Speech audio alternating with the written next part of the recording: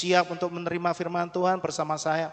Katakan amin. Baik sahabat Shalom, Bapak Ibu Saudara sekalian silakan duduk. Baik, sebelum saya mulai menyampaikan renungan, saudara, hari ini kita kedatangan seorang tamu, ya, saudara kita juga dari mana? Dari Depok, ya, yaitu Bapak Fernando Tambunan, mungkin bisa berdiri. Iya, baik, yang kanan kiri muka belakangnya, saudara bisa kasih salam, ya, ini Pak Fernando. Sekarang tinggal di Depok, ya, Jalan Keramat 2. Iya, terima kasih Bapak Yahweh memberkati. Baik, saudara, puji nama Tuhan, pagi hari ini kita akan belajar lagi tentang huruf Qaf, saudara. Huruf apa? Huruf Qaf. Huruf Qaf ini adalah huruf yang ke-19.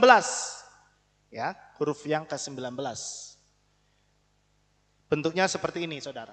Nah, gitu ya. Dia bertekuk gini terus, nah itu huruf Qaf.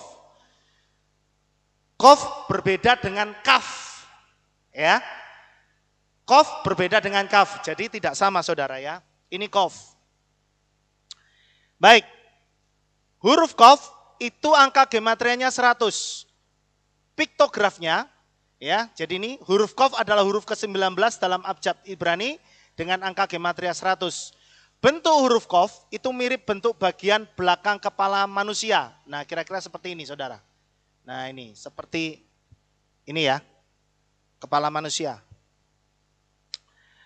Dan piktografnya mirip dengan mata jarum. Nah, ini kira-kira seperti ini, saudara. Huruf Qaf itu dipakai untuk kata kedusah atau kidusah. Atau kalau saudara tahu kata kados, ya, tahu ya, pernah dengar ya, kados, kidusim itu artinya orang-orang kudus, ya, kados, kidusah ini maksudnya kekudusan atau kesucian, itu identik dengan huruf Qaf. Namun Qaf juga dipakai untuk kata kelipah. Apa itu kelipah? Kelipah itu artinya ketidaksucian, kebalikannya dari kekudusan. Huruf Qaf itu memiliki 3 garis, 2 vertikal dan 1 horizontal. Jadi maksudnya begini, ini huruf Qaf ini seperti ini ya. Dia dikatakan memiliki garis 2 vertikal dan 1 horizontal. Ini vertikal dan yang ini yang miring ini dianggap vertikal juga, begitu ya. Kemudian 1 horizontal. Nah, ketiga baris ini, ya, 1, 2, dan 3, menggambarkan pikiran, ucapan, dan tindakan. Tetapi ketiga barisnya juga mewakili pikiran yang tidak kudus, ucapan yang tidak senonoh atau lasonhara, dan tindakan yang jahat. Jadi hal yang negatif ini juga diilustrasikan dalam bentuk dari huruf Qaf. Kaki kirinya yang panjang menukik ke bawah, di bawah garis dasar huruf. Nah ini. Ini menunjukkan seseorang yang ada di bawah, atau seorang individu yang melanggar batas-batas yang dibatasi Torah. Jadi saudara, huruf Qaf ini, itu kebalikannya dari huruf Lamed. Kalau saudara masih ingat, ya, dikatakan di dalam alfabet Ibrani, huruf Lamed itu adalah satu-satunya huruf yang paling tinggi di antara huruf-huruf yang lain. Karena dia ada mentungulnya begini, saudara. Do you know the meaning of the mentungul? Ya, masih ingat ya? Menonjol ke atas. Itu kan huruf Lamed kan bentuknya begitu ya? Tahu ya? Gini ya. Nah, yang menonjol ke atas itu disebut melebihi garis. Garis tulisan itu loh maksudnya. Nah, sedangkan huruf Qaf itu kebalikannya. Huruf Qaf ini adalah huruf yang paling rendah, begitu maksudnya. Karena ada ekornya yang ke bawah. Nah, saudara, huruf Qaf ini dikatakan dia juga mewakili bermakna pikiran yang jahat, mulut yang jahat, dan tindakan yang jahat. Kenapa? Karena ekornya huruf Qaf ini ke bawah. Artinya apa? Seseorang yang ada di bawah itu selalu identik dengan dosa. Ya. Orang yang hidup di bawah dosa itu selalu posisinya ada di bawah gitu loh maksudnya. Tapi orang yang mendapatkan kemuliaan itu selalu di atas. Jadi saudara harus paham ketika orang-orang Ibrani itu menginterpretasikan sebuah huruf. Jadi selalu kalau bicara tentang bawah itu berarti itu kalau tidak bicara kerendahan hati ya bicara tentang dosa. Nah, karena ini konteksnya di bawah itu menunjuk kepada seseorang yang posisinya ada di bawah, yang ada di bawah dosa. Itulah sebabnya dikatakan seorang individu yang melanggar batas-batas yang dibatasi Torah. Nah, itu menggambarkan siapa? Itu menggambarkan keadaan manusia yang sebenarnya, saudara. Itulah keadaan kita. Sebenarnya, kita adalah orang-orang yang ada di bawah dosa. Nah, nanti kita akan masuk lebih dalam. Jadi, huruf Qaf ini menggambarkan kepada kita tentang keadaan seseorang yang ada di bawah kuasa dosa. Makanya pikirannya itu jadi jahat, lidahnya jadi jahat, bahkan tindakannya jadi jahat. Ya. Ini tentang huruf Qaf. Nah, kalau kita menggabungkan huruf Qaf dan res, ingat setelah huruf Qaf itu lanjutannya huruf res. Betul ya? Qaf, res, sin, tau. Nah, bentar lagi udah habis nih pelajarannya ya. Huruf Qaf, setelah huruf Qaf itu huruf res. Nah, ketika huruf Qaf dan res ini digabung, dia membentuk kata kar. Ini Qaf dan res. Kata kar itu artinya dingin, saudara. Kar itu apa? Dingin. Belajar lagi kan? Kar itu dingin. Jadi kalau saudara ngomong pas di Israel, saudara kedinginan, saudara ngomong tuh sama tour guide-nya. Kar. Bukan mobil, kar itu dingin ya. Oh, kedinginan nih gitu. Dingin itu melambangkan ketidaksucian dan kematian. Jadi dingin itu selalu dimaknai dengan sesuatu yang mati. Kenapa? Kalau orang, binatang, manusia itu kalau mati pasti tubuhnya dingin. Tidak ada sesuatu yang hidup gitu kan, berarti dingin saudara. Nah itu makanya dingin, itu selalu identik dengan kematian. Sedangkan panas itu berkaitan dengan kehangatan, kehidupan, dan gairah. Jadi kalau dingin itu mati, tapi kalau panas itu selalu berkaitan dengan hidup yang bergairah begitu. Makanya kalau saudara itu ibadah datang sama Tuhan itu enggak semangat, ya hati-hati. Jangan-jangan rohnya sudah mati. Ya. Makanya kalau ibadah lagi nyanyi dengan penuh semangat saudara. Kenapa? Dengan saudara itu nyanyi dengan semangat, itu membangkitkan roh saudara. Coba deh saudara praktek. Ketika saudara nyanyi, saudara meskipun awalnya saudara malas, tapi saudara paksakan ya. Saudara gerak, saudara goyang, saudara resapi itu pujian, nanti roh saudara mesti dibangun. Roh saudara itu mesti dibangkitkan. Roh saudara itu akan dimotivasi lagi. Saudara itu seolah-olah diingatkan kembali bahwa, jangan menyerah. Tuhan masih mau tolong kamu. Paham saudara? Amin? Ya, oleh sebab itu ini menggambarkan kepada kita supaya kita itu jangan dingin. Firman Tuhan juga bilang, ya toh nggak boleh dingin. Apalagi suam-suam kuku aja nggak boleh. Ya kan? Kalau enggak dia apa saudara? Dibuang, dimuntahkan. Apalagi dingin. Ya kan? Makanan aja kalau orang Indonesia itu pasti biasanya suka yang panas. Ya kan? Kalau makanan panas jadi dingin diapain? Wangetin lagi. Ya kan? Dimakan. Belum habis dingin, angetin meneh. Panasi lagi. Sampai ada yang namanya Istilah apa itu? Kalau di tempat saya namanya jangan blendrang. Hah? Wayu, oh kalau sini wayu. Kalau tempat saya ngomong, pokok jangan yang diangkati bolak-balik 3 hari, 4 hari, ono terus ya. Soalnya kan garing toh saudara ya. Sampai rasanya itu cuma asin tok saudara. Ya kan? Bener nggak? Coba saudara, jangan tewel itu. Pertama makan kan enak toh, ada rempahnya gitu kan, kroso ya. Coba deh, besok ndak habis, anget ono. Angeti meneh. Gantek angeti meneh. Soalnya tinggal rasanya asin tok saudara. Nah itu di tempat saya ngomongnya blendrang. Ya, nah ini kembali sedikit. Jadi orang itu kalau dingin itu berarti mati saudara. Ya, tapi kalau panas berarti dia ada kehidupan gitu. Oleh sebab itu biarlah hidup kita itu selalu panas di hadapan Tuhan. Selalu menyala-nyala gitu loh. Firman Tuhan ngomong biarlah rohmu selalu menyala-nyala. Karena apa? Dengan roh yang menyala-nyala saudara itu hidup gitu loh. Amin.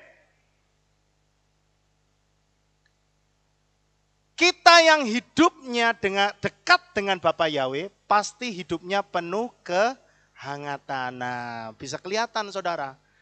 Ada kedamaian, ada kebahagiaan.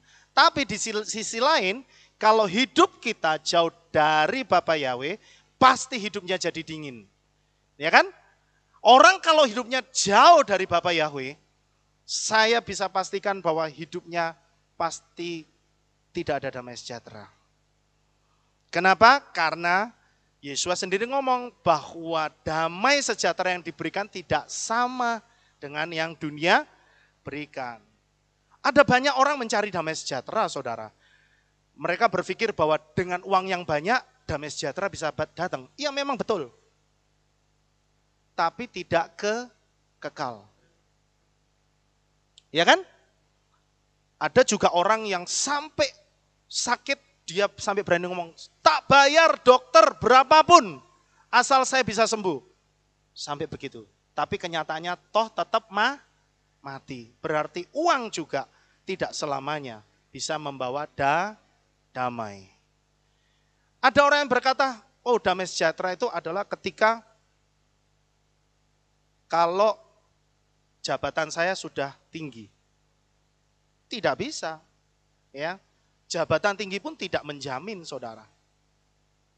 Ingat bahwa segala sesuatu yang ada di muka bumi ini sifatnya tidak pernah kekal. Tetapi hanya rohnya Bapa Yahweh, roh kudusnya Bapa Yahweh yang tinggal di dalam hidup kita, itu yang membuat damai sejahtera itu jadi kekal. Amin. Artinya apa? Ketika saudara itu memiliki hubungan yang dekat dengan Bapa Yahweh, damai sejahtera itu yang tinggal di dalam hati kita, meskipun banyak masalah datang, saudara akan selalu jadi orang yang dikuatkan gitu loh. Jadi orang yang menang gitu loh. Amin. Ya. Jadi saudara, percayalah selama saudara itu dekat dengan Bapa Yahweh, maka apapun yang saudara hadapi, saudara akan dapat menangkan masalah saudara. Amin saudara. Oleh sebab itu saudara, ayo yang dekat sama Bapa Yahweh. Karena dengan dekat Bapa Yahweh kita jadi hidup gitu loh. Jadi hidup, roh kita jadi hidup. Roh kita itu jadi bergairah.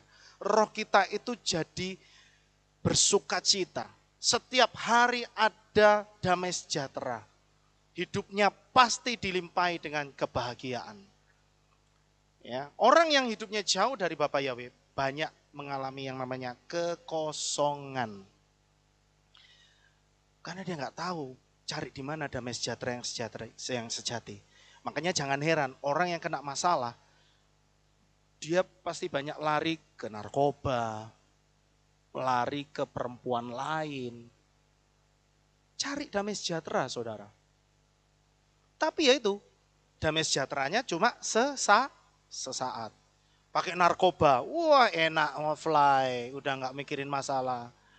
Begitu obatnya hilang, sadar, ingat lagi nggak? Pakai lagi, nak tenan, ya kan? Obatnya hilang, ingat lagi saudara. Nah itulah sebabnya daripada saudara buang-buang uang untuk beli narkoba, dekat sama Bapak Yahweh. Pasti damai sejahteranya nggak pernah hilang. Amin. Ketika damai sejahtera itu datang, mesti pertolongan Tuhan itu datang. Ya. Nah, ini huruf Qaf mengajari kita tentang itu, saudara.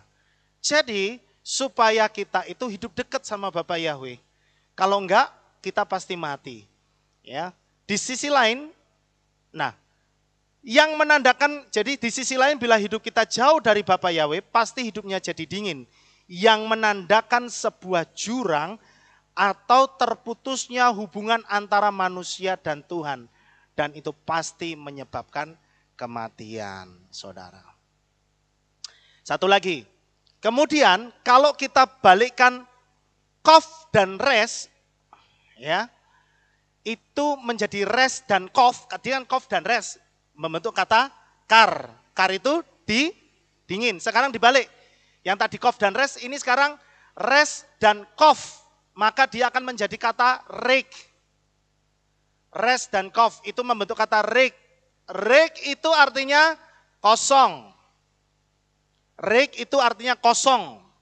Nah, kata kosong ini bisa diasumsikan seperti sebuah lubang yang kosong. Dan lubang yang kosong ini, saudara lihat, lubang yang kosong itu biasanya isinya ular, biasanya kalajengking, sesuatu yang tidak pasti. Ya kan? Kalau ini ada di tambak, tahu tambak saudara? Tambak ya, tambak udang. Nah, saya tahunya tambak udang. Kalau saudara lihat, kalau di tambak udang ada lubang kayak gini, dan saudara berani merogoh tangan saudara masuk ke dalam, begitu saudara tarik, tugel tangan saudara, jempol saudara. Kenapa? Biasanya yang gede gini, itu isinya kepiting saudara. Ya, saudara berani masukkan tangan, keluar jempolnya tugel saudara. Nah, artinya apa? Ada sesuatu yang misterius, begitu. Ya, biasanya sesuatu yang tidak baik, begitu. Makanya biasanya ini lubang ular, ini lubangnya kepiting, ini lubangnya kalajengking, begitu saudara. Nah, hal ini bermakna bahwa seseorang yang tidak memiliki Torah di dalam hatinya, seseorang yang tidak memiliki Roh Kudus di dalam hatinya, pasti hidupnya penuh dengan kekosongan. Dan hati yang penuh kekosongan itu biasanya pasti diisi sama malapetaka dan racun. Maksudnya apa? Kalau hati kita kosong, tidak ada Roh Kudus, yang ngisi pasti setan.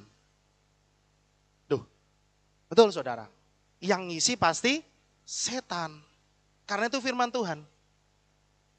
Ingat ada kisah orang gila, orang kesetanan, dan Yesua usir. Ya toh? Kalau orang itu enggak diisi dengan Roh Kudus, dengan rohnya Bapak Yahweh, maka yang balik berapa? 7 saudara. Berarti jangan sampai hati dan pikiran kita itu jadi kosong. Hati-hati saudara. Kelihatannya dengar firman Tuhan nih.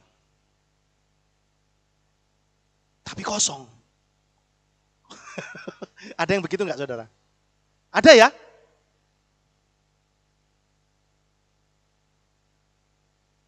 Suwi gitu. Ya, terus mungkin pendetanya ngerti kan? Yang khotbah ngerti kan? Mestinya kan begitu kalau pendetanya ngomong, siapa dia yang di sini mau masuk surga? Pasti semua ngomong, amin. Nah, karena dia kosong. Siapa yang mati duluan? Amin. Gitu ya. Karena apa? Kosong. Makanya kalau kita ibadah jangan sampai kosong. Kalau kosong, setan bisa masuk nggak? Bisa. Bisa saudara. Jangan dikira, oh di tempat ibadah ini semua sudah dilindungi oleh kuasa Roh Kudus. Lah kalau saudara buka celah bisa nggak? Bisa. Karena setan itu dia akan 24 jam niteni saudara. Kapan bisa aku masuk nih? Ya kan? Hati-hati saudara. Dia 24 jam tidak akan pernah tidur untuk dia niteni supaya kita buka celah. Makanya saudara, dimanapun kita berada, kapanpun kita dimanapun, saudara, selalu saudara itu punya hubungan dengan Roh Kudus. Amin. Ya kan? Selalu punya hubungan dengan Roh Kudus. Supaya apa? Supaya setan tidak masuk. Nah biasanya kita buka celahnya itu pas apa? Pas emosi, pas ngamuk-ngamuk. Ya kan? Begitu ngamuk, ngomongnya juga ngawur saudara. Oh, setan pakai tuh, hati-hati. Tak pateni gue. Ya kan? Ada enggak orang yang marah sampai gitu? Oh iya. Itu sudah ditunggangi saudara. Hati-hati. Ya. Nah, hati-hati. Jangan sampai hati kita itu jadi kosong. Kenapa? Kalau enggak, nanti racun yang masuk saudara. Malapetaka yang masuk. Ya. Ayo. Sekarang kita sudah tahu, mari kita lebih sungguh-sungguh lagi sama Tuhan. Isi hati kita selalu dengan kebaikan, pikiran yang positif. Amin. Nah, gematrianya dari Qaf. Angka gematria dari Qaf itu 100, saudara. Ingat bahwa angka 100 itu berarti kesempurnaan. Ya, angka 10, angka 100, angka 1000, 10.000 itu punya makna sempurna. Ya. Qaf itu gematrianya 100, 1000, 10.000, 10 itu sempurna. Nah, saya mau kasih cerita kepada saudara. Nah, Yeshua ini memberikan perumpamaan tentang seorang raja yang mengampuni hutang seorang hamba yang berhutang berapa? 10.000 talenta kepadanya. Dulu ini pernah disampaikan dan ini berkaitan dengan anugerah saudara. Ya. Namun orang tersebut setelah dia meninggalkan raja berhadapan dengan sesama pelayan yang berhutang 100 koin perak menolak untuk mengampuni hutangnya. Ketika raja mengetahui apa yang terjadi, raja tersebut menghukum hambanya dengan berat. Ya, karena meskipun dia banyak diampuni, dia menolak untuk mengampuni orang lain. Ini bicara tentang anugerah, saudara. Kenapa Yeshua kasih angka 10.000? Kenapa Yeshua kasih angka 100? Kenapa Yeshua tidak kasih? Maka ada perumpamaan, ada seorang yang berhutang 12.000 talenta. Harusnya begitu ya, bisa kan? Tapi kenapa harus 10.000? Karena sekali lagi 10.000 itu maksudnya sempurna. Dosa kita itu sempurna. Loh iya, dosa kita itu sempurna. Kalau sempurna artinya apa? Tidak ada harapan untuk kita bisa menyelamatkan diri kita. Betul enggak? Betul ya? Karena dosa kita itu sudah sempurna, tidak ada kebaikan apapun yang dapat membuat kita bisa selamat. Selain kemurahan, selain anugerahnya Bapa Yahweh, Dia berikan kepada kita. Itu tandanya, gitu loh. Ini berkaitan, kenapa harus 10.000? Gitu. Karena kesalahan kita ini sudah sempurna, saudara. Tapi ketika Bapa Yahweh memberikan pengampunan, maka pengampunannya juga sempurna dalam hidup kita. Amin. Dikatakan dosa kita yang sudah merah seperti kain kirmisi. Tapi Tuhan berikan pengampunan, dijadikan putih seperti salju. Jadi kalau Bapa Yahweh itu kasih kemurahan, itu tidak tanggung-tanggung saudara. Amin. Jadi kalau Bapa Yahweh itu mau memberkati kita, Dia juga tidak pernah tanggung-tanggung. Saudara percaya itu? Nah, ini maksudnya Jadi itulah sebabnya saudara, kenapa kita harus datang beribadah mengucap syukur. Karena kita itu sudah diselamatkan, kita yang tadinya sudah tidak mungkin punya kesempatan untuk bisa menyelamatkan diri kita. Tidak mungkin, apapun yang kita miliki, kebaikan apapun yang saudara kerjakan, tidak akan mampu untuk saudara bisa membeli keselamatan. Selain kasihnya Bapa Yahweh yang diberikan dengan sempurna kepada kita. Amin saudara. Nah itu artinya sebenarnya kita memiliki dosa atau kesalahan yang sempurna alias tidak akan mampu selamat tanpa pengampunan Raja. Namun anugerah Bapa Yahweh menghapus dosa kita juga dengan sempurna. Gitu. Makanya karena dosa kita sudah dihapus dengan sempurna, ayo ikut Tuhan juga dengan sungguh-sungguh. Amin. Dalam bahasa Ibrani, kata kof itu berarti monyet. Ya, kof itu apa? Monyet. Jadi kalau saudara lihat monyet, saudara bisa, itu kof. Ingat ya, kof itu monyet. Kenapa? Ini ada hubungannya begini saudara. Makhluk yang menyerupai manusia, dia kan mirip toh? Ya, coba saudara perhatikan. Mirip gak? Ini, ya. Makhluk yang menyerupai manusia tapi murni binatang. Gitu maksudnya. Sifat monyet itu liar, sulit diatur. Jadi kalau manusia itu tidak punya Roh Kudus dan Torah di dalamnya, maka dia juga jadi liar kayak. Loh iya ini benar saudara. Ya, kenapa? Karena monyet itu binatang yang sukar untuk diajar sebenarnya. Meskipun monyet adalah salah satu binatang yang pinter. Monyet bisa sih, saudara lihat orang tandak bedes ya. Itu kan monyetnya diajar toh, dilatih ya. Sarimen naik, Sarimen ke pasar. Kan gitu ya, pinter ya dia ngerti naik sepeda gitu kan. Bisa diajar, tapi sukar. Sukar, karena dia sifatnya liar. Anak Tuhan atau manusia yang tidak atau sukar untuk diajar sama dengan monyet. Makanya saudara, ayo Tuhan itu mau supaya kita itu punya hati seorang murid. Bukan punya hati seekor. Ya. Ini tapi memang begitu saudara, makanya huruf Ibrani itu selalu ada hubungannya.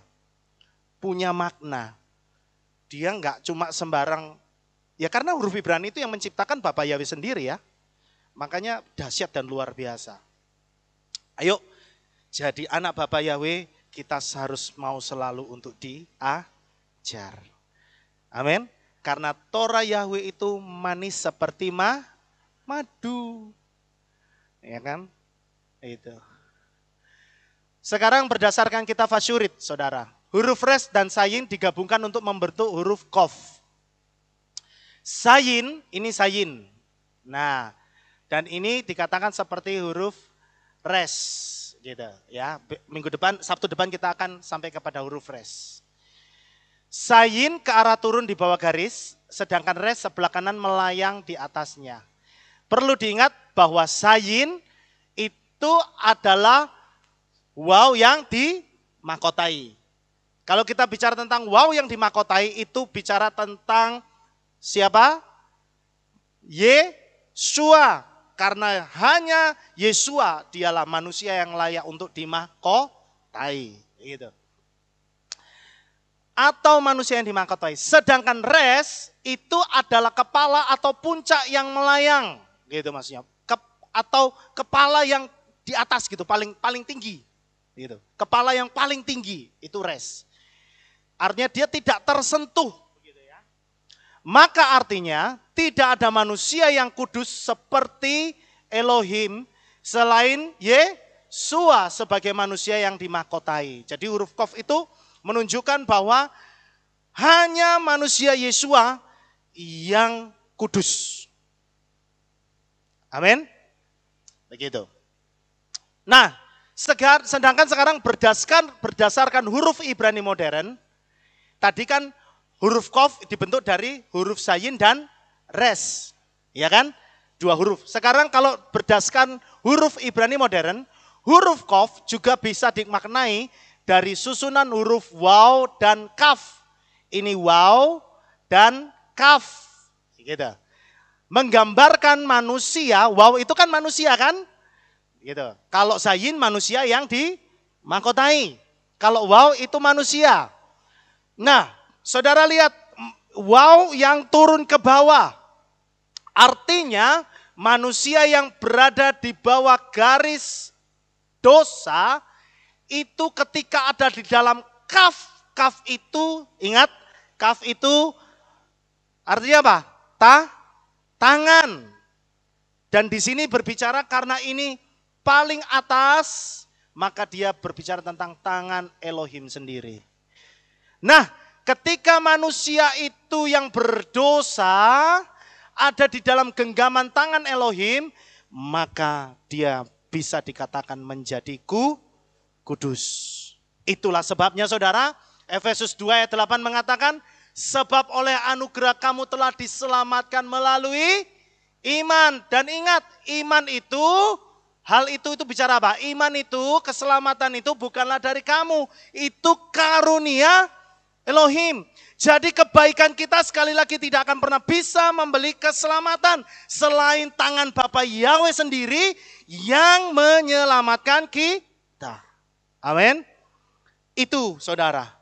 Jadi manusia tidak akan pernah bisa membuat dirinya benar. Begitu loh maksudnya.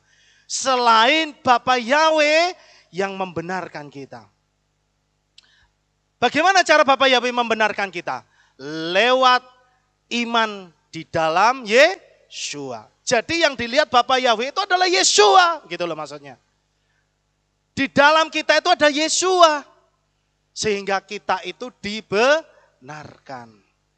Kita tidak akan pernah bisa benar selain kita itu dibenarkan. Jadi tidak ada lagi kesombongan di dalam diri kita. Tidak ada lagi orang yang merasa aku sudah melayani Tuhan dan aku hebat. Kurang apa aku Tuhan? Tuhan akan jawab, kamu kurang ajar. Loh ya kan? Wong kamu itu bener aja tak benerin kok. Mau sok-sokan kamu ya. Gitu maksudnya ya. Nah, huruf Kof juga dipakai di akhir kata sadik. Ingat kemarin kita bicara tentang huruf sade. Ya kan? Sekarang Kof. Sadik itu hurufnya Sade, Dalet, Waw, dan Kof. Sade, Dalet, Yod, dan Kof. Ya, ini Sade, Dalet, Yod, dan Kof. Yang artinya orang benar, sadik.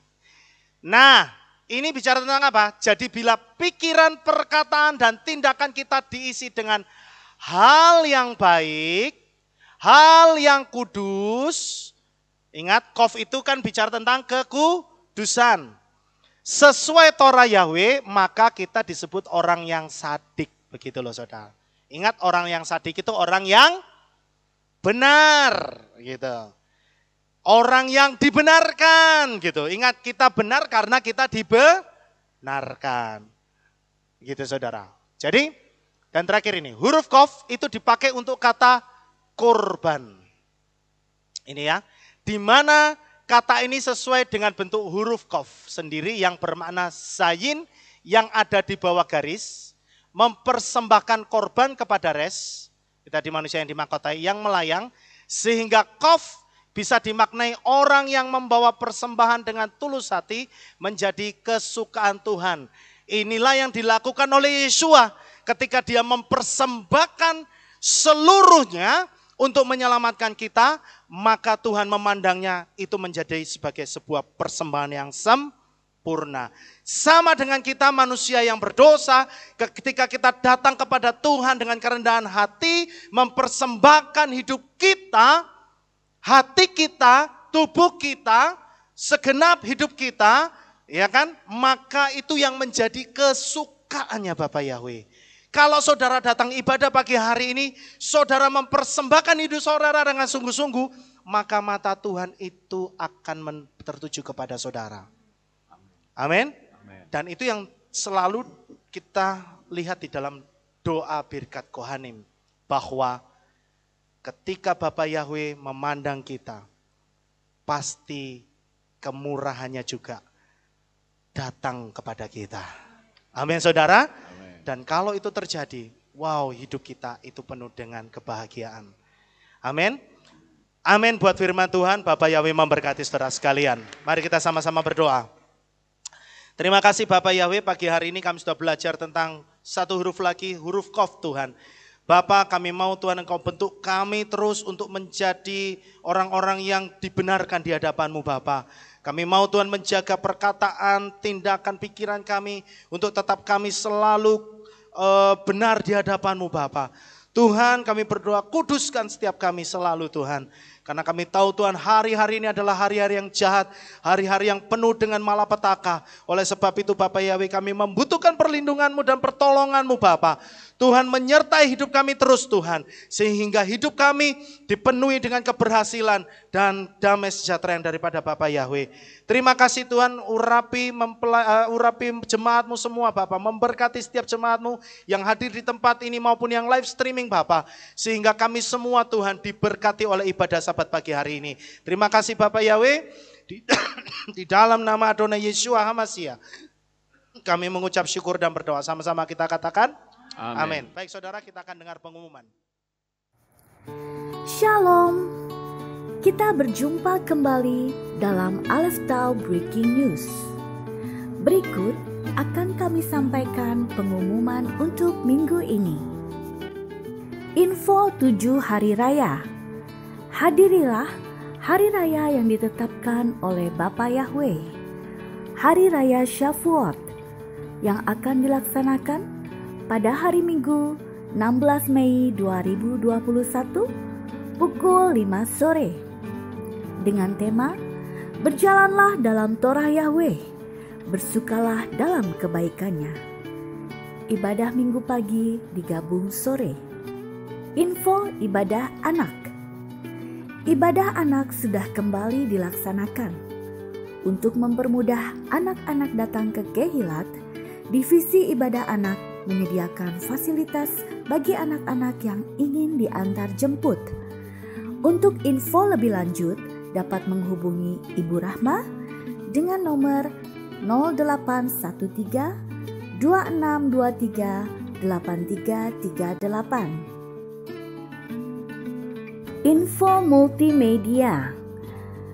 Bagi Bapak atau Ibu dan Saudara yang rindu melayani di bidang multimedia, LCD, kameramen, editor, dan live streaming, dapat menghubungi Saudari Welly dengan nomor 0882 2533 9832. Info Youth.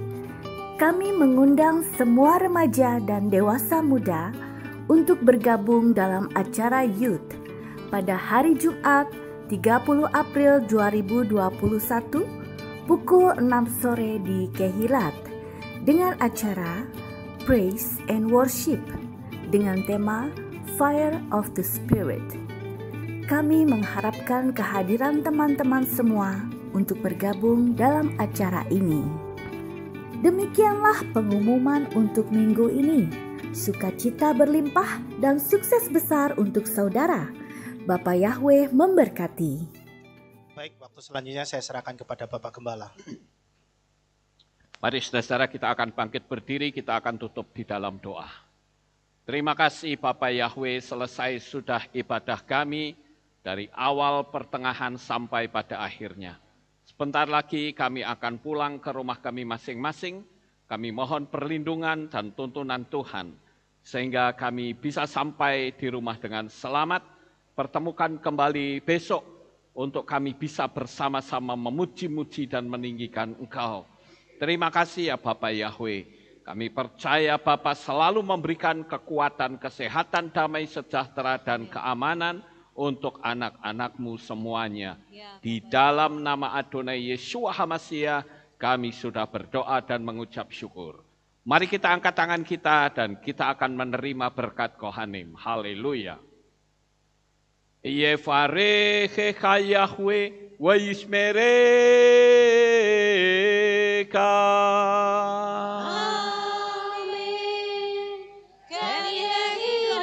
Yair Yahweh panau elecha vichuneka.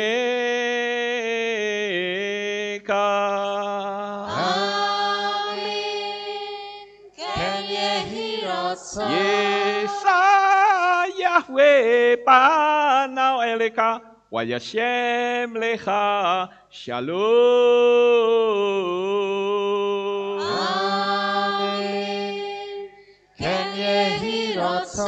Baruk atabair ufaruk atabasadeh. Engkau akan diberkati di kota dan kau akan diberkati di ladang. Amin. Baruk peripitne kau friatmat kau frifahem teka shekar alapeka westerojoneka. Diberkatilah buah kandunganmu, diberkati hasil bumimu, diberkati hasil ternakmu, anak-anak lembumu dan anak-anak dombamu. Amin. Baruk tan akau misyarteka, diberkatilah bakulmu dan tempat adonanmu. Amin. Baruk ata boboy kau faruk ata betseteka, dan kau akan diberkati pada waktu kau masuk, dan kau akan diberkati pada waktu kau keluar. Amin. Baruk ata Yahweh Elohenu melek haolam, besem Yeshua HaMashiach Ruach HaKodes kile olam faen. Kami sudah berdoa dan mengucap syukur. Haleluya. Amin.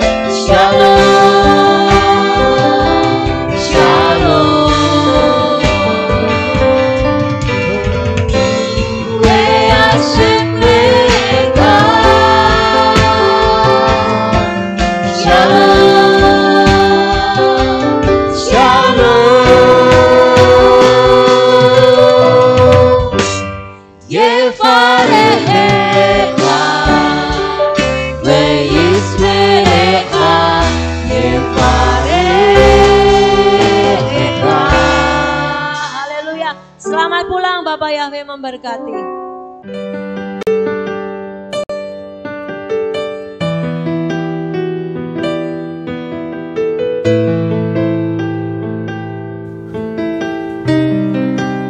Segala pujian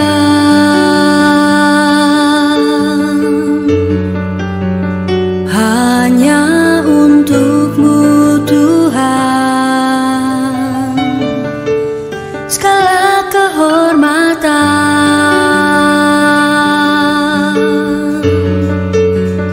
juga punya-Mu Tuhan. Dari puncak tertinggi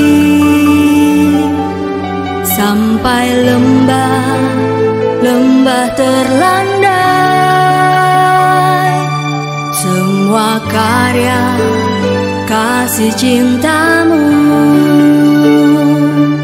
sujud menyembah Sang Maha Pencipta.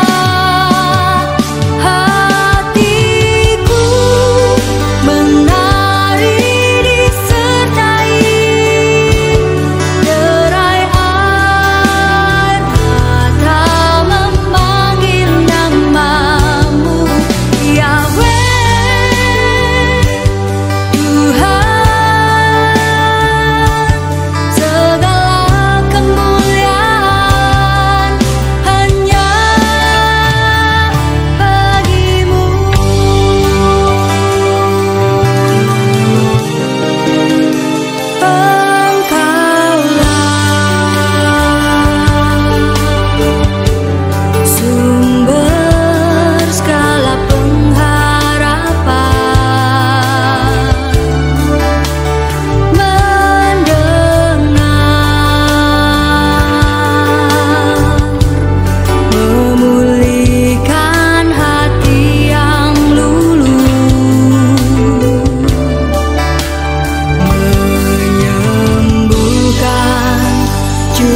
menghibur, duka lara menjadi bahagia, agar semua diberkatinya. Sebab kita kesayangan